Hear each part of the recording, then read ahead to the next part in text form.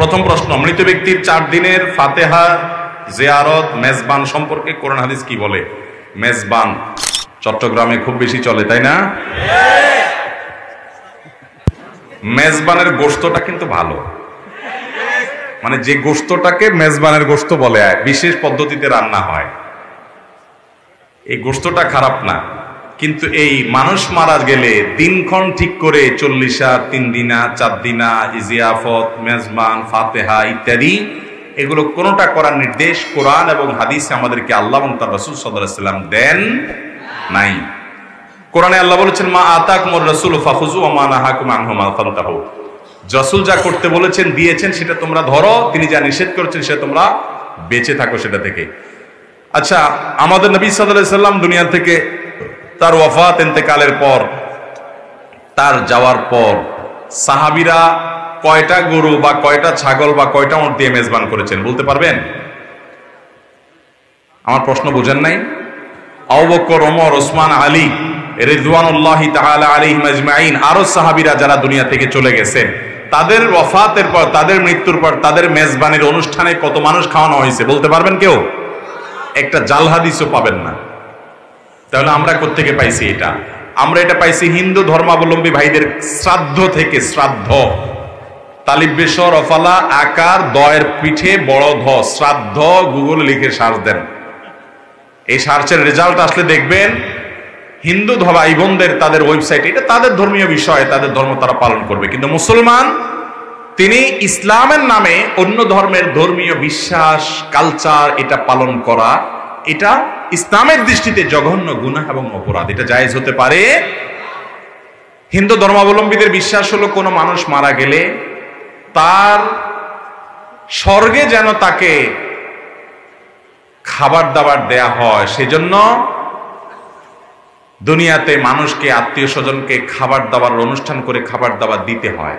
এটা না দিলে ওই মৃত মানুষটাকে স্বর্গে নাকি খাবার দেয়া হয় না, তাকে স্বর্ণ দানা ইত্যাদি দেয়। এটা হলো তাদের বিশ্বাস, সেজন্য তারা এটা করে, এটা তাদের ব্যাপার। কিন্তু ইসলামে কোথাও এই বিশ্বাস আমাদেরকে লালন করতে বলা হয় নাই যে আমাদের কোনো আত্মীয় স্বজন মারা গেলে আমরা দিনক্ষণ ঠিক করে মানুষকে খাবার না দিলে, জিয়াফত না করলে, মেজবানি না করলে আমাদের মৃত ব্যক্তি জান্নাতে আটকে থাকবে না, এমন কোনো কথা ইসলামে নাই। হ্যাঁ, মৃত ব্যক্তির তরফ থেকে আপনি এমনিতে টাকা পয়সা যেরকম দান করতে পারবেন, খাবারও দান করতে পারবেন, কিন্তু এই যে দিনক্ষণ ঠিক করা এবং এটাকে আয়োজনের মাধ্যমে, আপনার আনুষ্ঠানিকতার মাধ্যমে এটাকে প্রতিষ্ঠা করা, এটা রীতিমতো একটা কালচারে পরিণত হয়েছে। এটাকে আমরা মনে করি মৃত ব্যক্তির জন্য আমাদের সুনির্দিষ্ট করণীয়। নবী সাল্লাল্লাহু আলাইহি ওয়াসাল্লাম, সাহাবায়ে কেরাম, খোলাফায়ে রাশিদা, তাদের কেউ কারোর জীবনীতে এমনটি আমরা পাই না। অতএব মুসলমান সুন্নতকে আঁকড়ে ধরবে, আল্লাহ এবং তার রাসূল সাল্লাল্লাহু আলাইহি ওয়াসাল্লামের নির্দেশকে মেনে চলবে। আর বিদআত, ইসলামের নামে যেটা ইসলামে নাই সেরকম কিছুকে বানিয়ে নেওয়া, এটা থেকে মুসলমান বেঁচে থাকবে, বিরত থাকবে। আল্লাহ আমাদেরকে বিরত থাকার তৌফিক দান করুন। সবাই বিরত থাকবো তো ইনশাআল্লাহ? মুশকিল হলো আপনি যদি না খাওয়ান, এলাকাবাসী বলবে কি ছেলে মেয়ে রেখে গেল, কাউকে একটু হাতও ধোয়াইলো না, ঠিক না? বলবে যে সব বখিল ফোয়া, বখিল মাইয়া রায় গিয়ে দে, অনেক গেরে ন খাওয়ায়। তো আরেকজনের ফোয়া, আরেকজনের মাইয়া তোমার হাত ধোয়াইতে রইবে কেন?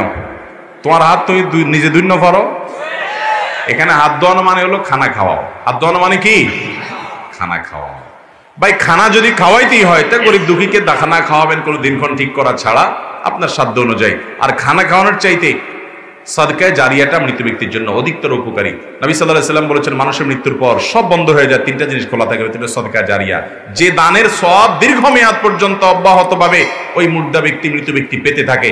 একজন গরিবকে একটা সেলাই মেশিন কিনে দিলেন, একজন গরিবকে একটা রিক্সা কিনে দিলেন, একটা কালভার্ট করে দিলেন, একটা সাঁকো করে দিলেন, একটু রাস্তা ভাঙা আছে ওইটা ঠিক করে দিলেন। এটা যতদিন থাকবে, যত মানুষ উপকৃত হতে থাকবে, মৃত ব্যক্তি সওয়াব পেতে থাকবে। আল্লাহ তাআলা আমাদেরকে সুন্নাহ মেনে চলা, বিদআতকে ছেড়ে চলার তৌফিক দান করুন।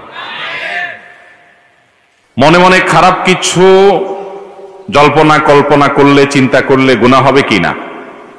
মনে মনে খারাপ কিছু চিন্তা করলে গুনাহ হবে কিনা দেখতে হবে। এই মনে মনে খারাপ চিন্তার ধরনটা কি?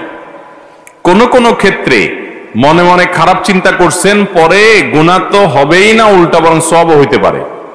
এটা আবার কেমনে? এটা আমি বলতেছি, আগে উল্টাটা বলি। কেউ মনে মনে কোনো মহিলাকে নিয়ে বাজে চিন্তা করলো, কোনো মেয়েকে নিয়ে বাজে কল্পনা জল্পনা করলো, তাহলে তার আমলনামায় এটা গুনাহ লেখা হবে, কারণ সে মনে মনে জেনা করেছে। ওই মহিলার ব্যক্তিত্বকে মনে মনে সে অপমান করেছে, জেনা করেছে। জেনা লাইনে আর নজর, চোখের জেনা যেরকম দেখা, মুখের জেনা যেরকম মুখ দিয়ে জেনা করা, হাতের জেনা যেরকম ধরা, ঠিক তেমনি ভাবে মনের জেনা হলো মনে মনে কল্পনা করা, মনে মনে জেনা করা, মনে মনে জেনা চিন্তা এবং জল্পনা কল্পনা করা, বাজে কল্পনা করা। কারোর প্রতি কুধারণা করলো, খারাপ ধারণা করলো আন্দাজেই, বেহুদাই, তাহলে সে গুনাহগার হবে। এই জাতীয় খারাপ ধারণা, এই জাতীয় মনে বাজে কল্পনা গুনাহ, কারোর চরিত্র নিয়ে বা কাউকে জেনা করলেন ইত্যাদি ইত্যাদি।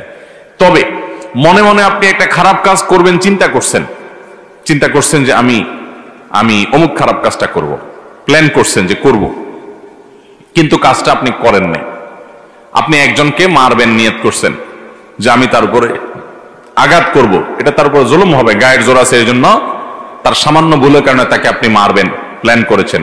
আপনি মদ পান করবেন, প্ল্যান করেছেন। আপনি যৌতুক নিবেন, নিয়ত করছেন। এরকম খারাপ কাজের নিয়ত করছেন, কিন্তু পরক্ষণে আল্লাহর ভয়ে যদি সেই কাজটা থেকে ফিরে আসেন, না আমি করব না, তাহলে এই যে আপনি খারাপ করার চিন্তা করেছেন, জল্পনা কল্পনা করেছেন, নিয়ত করেছেন, কিন্তু সেখান থেকে আপনি ফিরে এসেছেন, তাহলে এই ফিরে আসার কারণে আল্লাহ তাআলা আপনাকে গুনাহ তো দিবেনই না, বরং আপনি খারাপ কাজ করার চিন্তা করে আবার ফিরে আসছেন, সেজন্য আপনাকে আল্লাহ তাআলা সওয়াব দিবেন।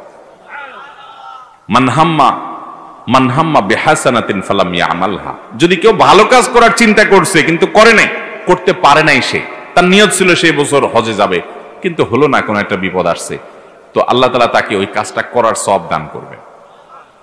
আবার কেউ কোনো খারাপ কাজের চিন্তা করেছে কিন্তু সে কাজটা করে নাই, তো আল্লাহ তাআলা তাকেও সওয়াব দান করবেন, যেহেতু সে খারাপ কাজ থেকে ফিরে এসেছে।